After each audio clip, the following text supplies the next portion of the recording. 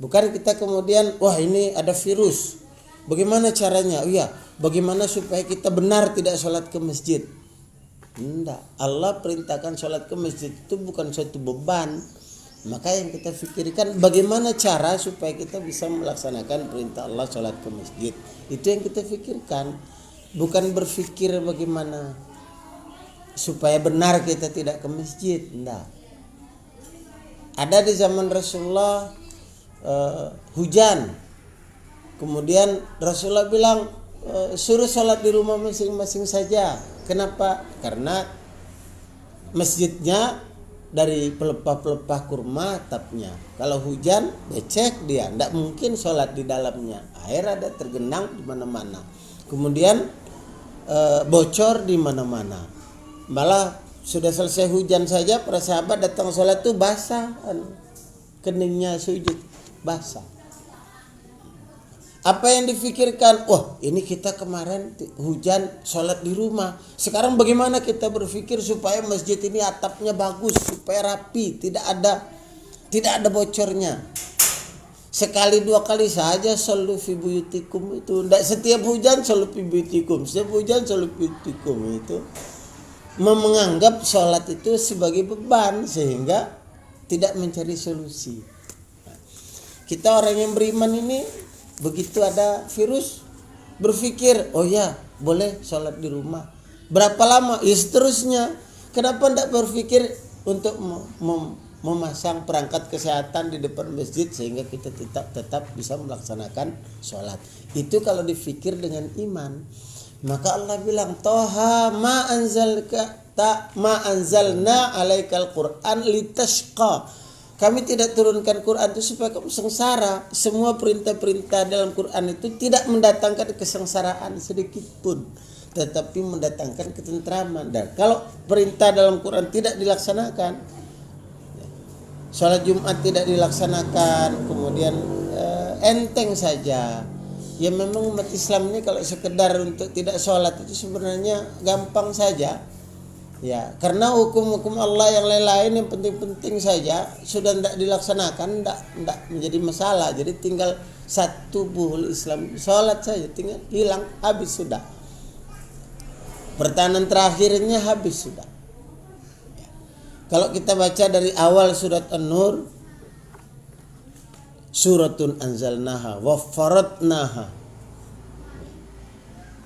Ini satu surat yang kami turunkan dan kami wajibkan untuk melaksanakan ayat-ayat di dalamnya. Baru azaniyat wa zani, orang berzina laki-laki perempuan harus dirajam. Ini suatu kewajiban, suatu ketetapan. Rasa kasihan tidak boleh menguasai kalian sehingga tidak melaksanakan. Jadi walaupun kasihan, bagaimanapun kasihannya, tidak boleh dengan karena kasihan itu tidak melaksanakan aturan Allah. Sampai segitunya Allah tekankan di awal surat An-Nur. Umat Islam biasa-biasa saja tidak melaksanakannya itu. Jadi apalagi sekedar sholat, aqimis sholat, ya izanu diali sholat minum bujubati fasa'ila zikrillah, tidak ada as'aunya, tidak ada. Tidak ada upaya is'au, upaya usaha. Is'a itu artinya usaha, upaya. Kalau kepanasan di masjid, bagaimana caranya supaya masjid itu tidak kepanasan? Ada usaha. Kalau bocor, bagaimana caranya supaya tidak bocor? Kalau ada virus, bagaimana supaya virus tidak masuk ke masjid? Dan seterusnya, dan seterusnya. Itu usaha. Fas'au ila dzikrillah. Usaha untuk supaya hari Jumat itu bisa zikrullah. Dan itu mendatangkan keberkahan, mendatangkan rahmat. Kalau tidak, maka siap-siap akan mendapat azab umat ini. Kalau tidak diindahkan ini, kita berlepas diri. Mudah-mudahan kalau Allah timpakan azab secara umum, tidak terkena kita ini. Allah bebaskan kita dari azab. Dan kita sudah peringatkan. Kalaupun kita terkena imbasnya, bagiannya, mudah-mudahan Allah tetapkan kita sebagai syahid.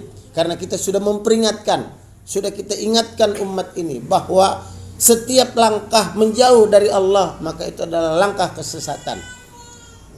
Dan setiap langkah upaya mendekat kepada Allah Subhanahu wa taala itu adalah langkah keberuntungan.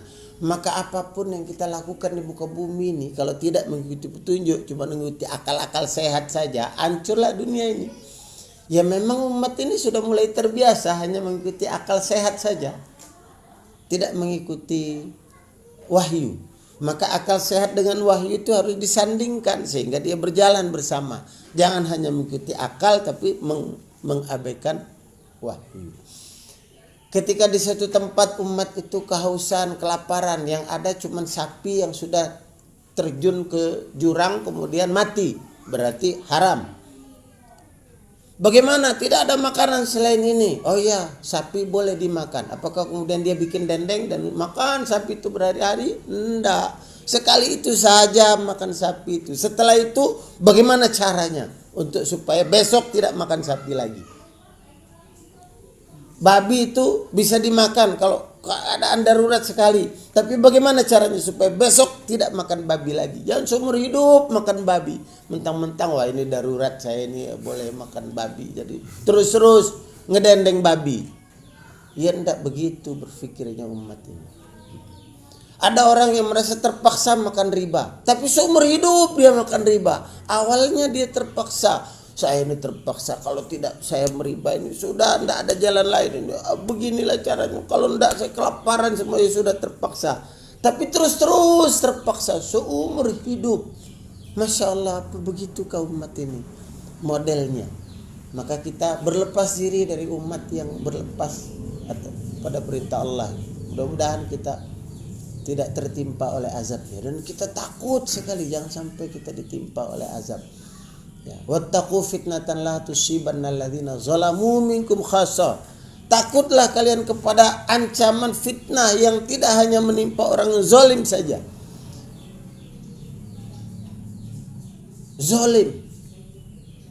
Orang dihadang dari hak dasarnya, yaitu hak untuk beribadah, dihadang, itu zalim.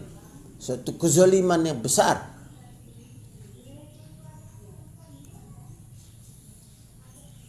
Kalau Allah datangkan azab terhadap orang yang zalim, la yusibannal ladzina zalamu minkum khassa. Tidak hanya orang zalim yang tertimpa, tapi yang lain-lain juga kena.